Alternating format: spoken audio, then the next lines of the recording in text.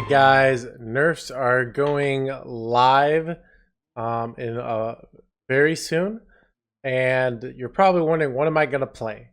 Um, with the new Nerfs, certain things are getting weaker, certain things are getting stronger, it's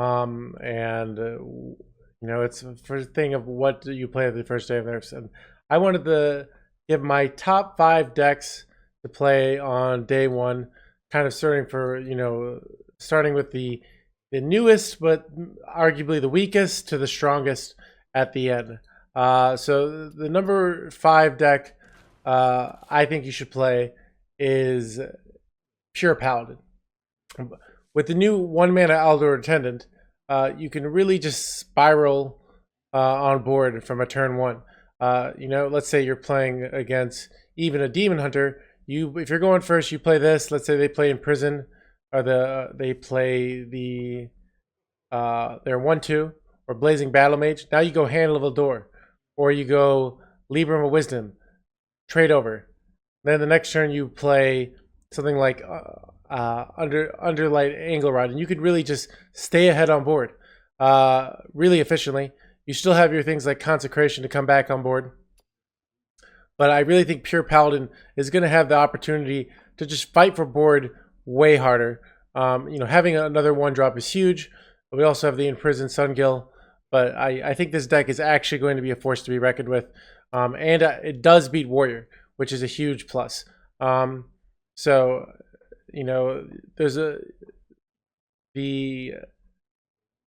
the potential is, there's just a lot of potential there. This is a more tempo-based one. I've been playing in the qualifiers or in Conquest. I got from the qualifiers a more control-y based one where you run double Subdue, so you can deal with the big minions instead of running Murgle and Blessing of Wisdom.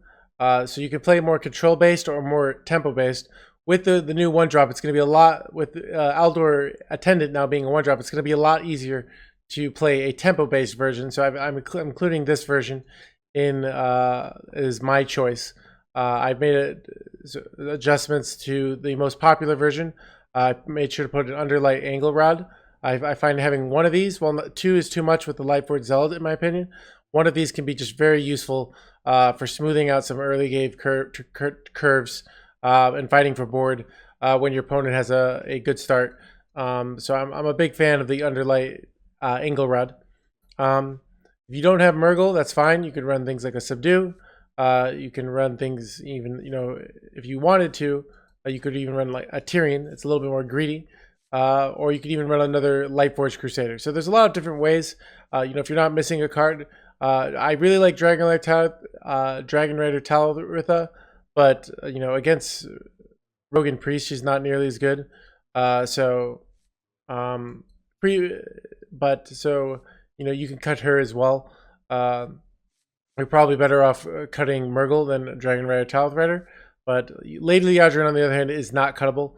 So if you don't have you really realistically can't play this deck. But yeah, Pure Paladin's going to be a thing. It might just be for tournaments, but I think it's going to be definitely strong enough that it's a contender and something that people have to think about when crafting lineups. The next deck I think that's going to play is number 4 is Galakrond Rogue with the Stealth Package. Here's one that runs the Greyheart Sage Hearts, the Spy Mistresses, and the Scavators. I think there's a very good chance that, with the Secret nerfs, Secrets might just be slightly weaker. Some of these marginal things might put sort of the Stealth Package to go over the edge. It depends how much Demon Hunter there is, and there is a chase that Demon Hunter might go down and play a lot. But if it doesn't, the Stealth Package might be the way to go. So, if you want to do something a little different than the current meta, even though this is played a lot, this is just a real solid normal stealth Galakrond list. So feel free to try that out. The next deck I think that will do really well is Highlander Warrior. Highlander Warrior is very good against both priests, and it's solid against warrior. I was playing this list. This list is mainly made by Fast44, and I was just dominating warriors. I think I had an 80% win rate, but I had a horrible win rate against Demon Hunter.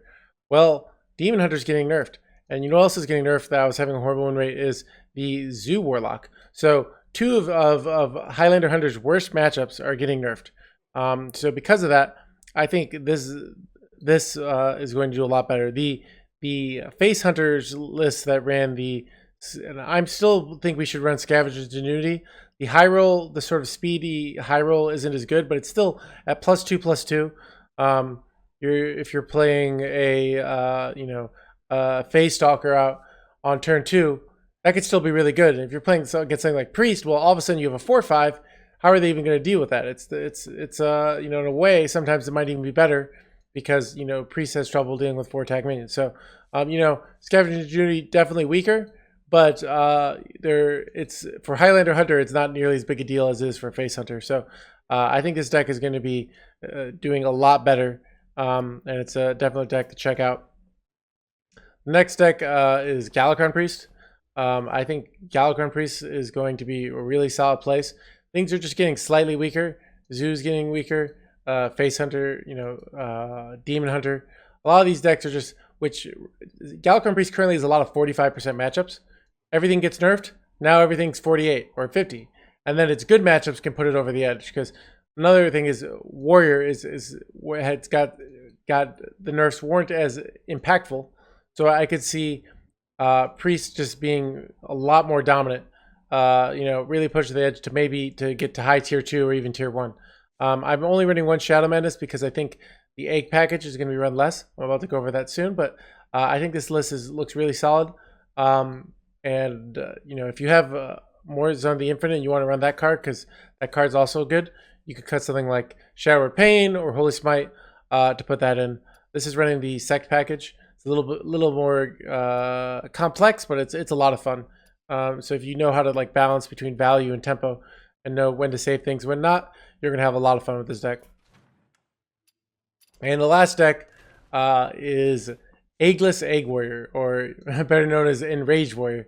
I just think it's still at the end of the day, in my mind, Egg Warrior. This is the list popularized by Meaty. It runs Captain Greenskin and Deathwing. These cards, I think, when Egg Warrior started, were much worse than they are now because back in the day it was all Demon Hunters. So not drawing the biggest part of the problem with Captain Greenskin is a lot of times your Inkar doesn't draw your skippers, and that could be game losing.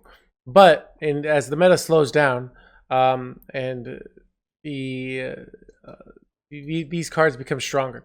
Another benefit, so Bloodsworn Mercenary will be going down to a 2/2, but this deck is less about going for the fast tempo and more about playing your weapon, kind of moving things for board, doing a skipper play. It's a lot stronger, it's a lot more less about the early game rampage high rolls and more about the consistent sort of pressure. So the thing with Bloodsworn being a 2/2 is the high roll hasn't changed that much. If you're making two, let's say you do Rampage or Corkin Elite, Enrage, Rampage, Bloodsworn, well, you're making 2 9/5s and a 3/3. Well, now you're making 2 9/5s and a 2/2. Not a big deal.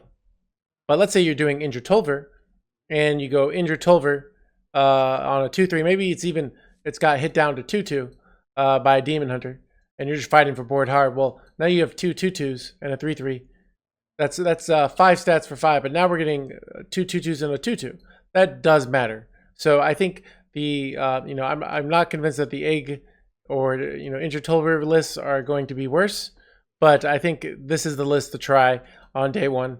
The more slower kind of bigger things that doesn't really rely on Bloodsworn as much, I think is going to be really strong. So try this out. These are my top 5 decks for the day one of the nerfs. I think you're gonna have a lot of success with these decks, but Pure Paladin being the most out on the fringe. This, you might have a lot of success, you might not. This is the fun one. The other ones are almost for sure to be successful. So if you want something reliable, you could choose the Egg Warrior or the Hunter. But if you want to do something a little fancy, go with the Paladin. And hope you guys enjoy that. And yeah, deck codes below. And if you like more of this content, feel free to subscribe. Thanks, and hope to see you guys soon.